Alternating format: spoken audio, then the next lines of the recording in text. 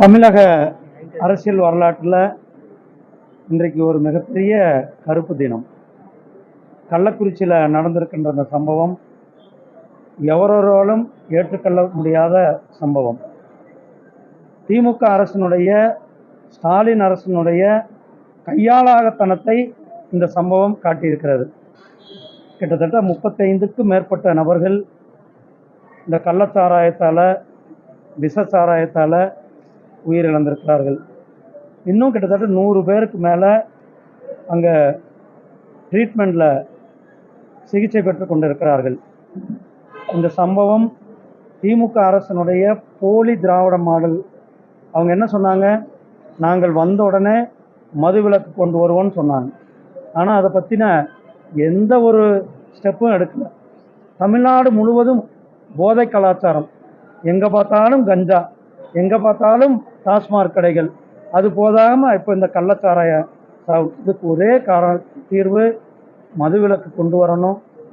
இந்த எங்களுடைய மாநில தலைவர் திரு அண்ணாமலை அவர்கள் இன்றைக்கு அங்கு சென்று அங்கு பாதிக்கப்பட்ட குடும்பங்களை சந்தித்து பாரதிய ஜனதா கட்சியின் சார்பில் 1 லட்சம் ரூபாய் நிதியும் கொடுத்து சிபிஐ என்கொயரி வேண்டும் என்று சொல்லியிருக்கிறார்கள்.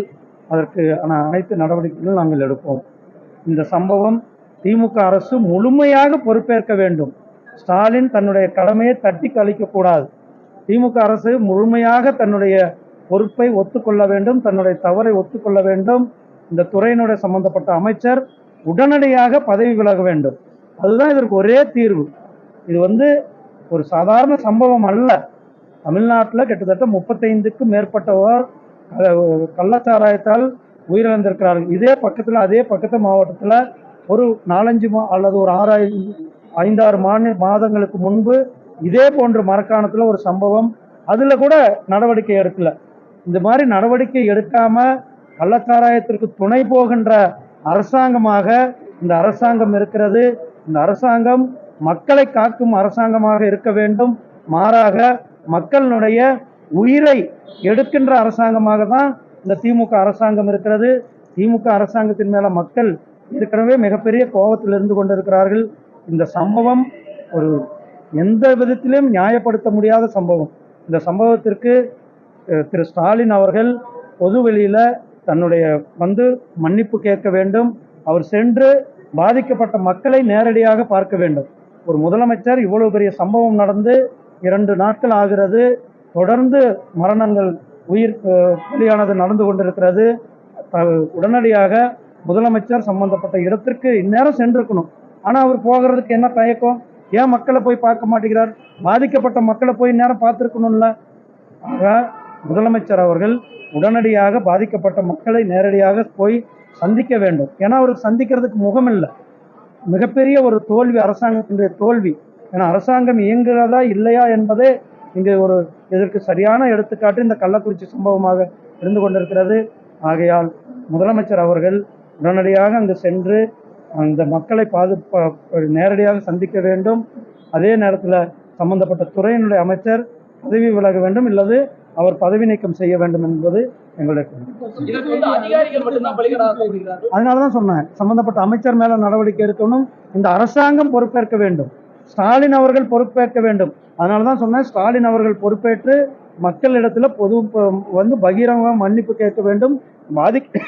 பாதிக்கப்பட்ட மக்களை சென்று அவர்களை பார்க்க வேண்டும். அப்பதான் தெரியும் உண்மை என்ன என்று தெரியும். பாதிக்கப்பட்ட மக்கள் அவர்களிடத்துல சொல்லுவாங்க, உங்களுடைய கையாளாகத்தனத்தால எங்களுடைய உயிர் போயிருக்கிறது. இன்றைக்கு பலர் குழந்தைகள் தங்களுடைய அப்பாவை இழந்திருக்கிறார்கள்.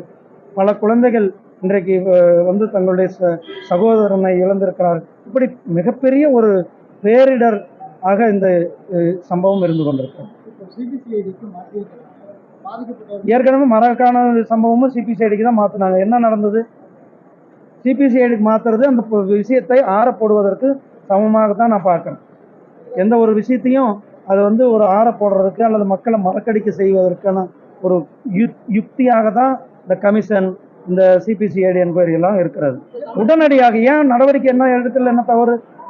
என்ன பிரச்சனை? சம்பந்தப்பட்ட அமைச்சர் மேலே ஏன் நடவடிக்கை எடுக்கல?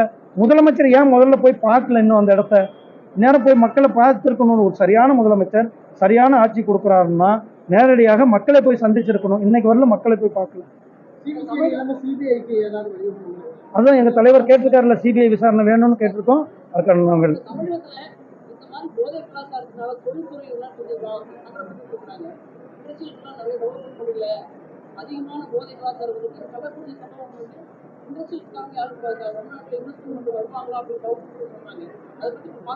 இதுதானங்க நாங்க தொடர்ந்து சொல்லி கொண்டிருக்கிறோம். தமிழ்நாட்டினுடைய போதை கலாச்சாரம் கிராமமும் ஒவ்வொரு ஊர்லயும் வந்து ஒரு ஹாஸ்பிட்டல் இருக்கு இல்லையோ, ஒரு பள்ளிக்கூடம் இருக்கோ இல்லையோ, ஆனா டாஸ்மாக் கடை தங்களை வரவேற்கிறது. அதே போல இன்றைக்கு கஞ்சானுடைய புழக்கம், ஒவ்வொரு ட்ரக்ஸினுடைய புழக்கம் பள்ளிகளுக்கு பக்கத்துல மாணவர்கள் மத்தியில அந்த புழக்கம் ஆயிருக்கிறது. இதையெல்லாம் தடுத்து நிறுத்த வேண்டிய அரசாங்கம், திமுக அரசாங்கம், ஸ்டாலின் அரசாங்கம் அவர்களுடைய கையாளாகத்தனத்தினாலதான் இவ்வளவு சம்பவங்களும் நடந்து கொண்டிருக்கிறது. நன்றி, வணக்கம். இந்த சம்பவத்துக்கு வந்து திமுக கூட்டணி கட்சிகளோட என்ன கண்டனம் தெரிவிக்கல அப்படின்னு இருக்காங்க. அதுதான் அவர்களுக்கு அது பாருங்க, மக்களோட உயிரை விட ஒரு கூட்டணி கட்சி வந்து பகைச்சிக்க கூடாது, கூட்டணி கட்சி தங்களை ஏதாவது சொல்லிடுவார்களோ என்ற ஒரு பயம் கூட்டணி கட்சி மேல ஒரு இருக்கிற பயத்தை தான் காட்டுகிறது. மக்கள் மேல, மக்கள் உயிர் மேல அவர்களுக்கு மதிப்பில்லை, மக்கள் உயிர் மேல அவர்களுக்கு வந்து நம்பிக்கை இல்லாமல் தான் காட்டுகிறது. பாதகம் செய்பவரை கண்டால் நாம் பயங்கொள்ளலாகாது பாப்பா, மோதி மிதித்து விடு பாப்பா, அவர் முகத்தில் உமிழ்ந்து விடு பாப்பா. அண்மை செய்திகளை உடனுக்குடன் தெரிந்து கொள்ள இணைந்திருங்கள் இயம்நாடு தொலைக்காட்சியுடன்.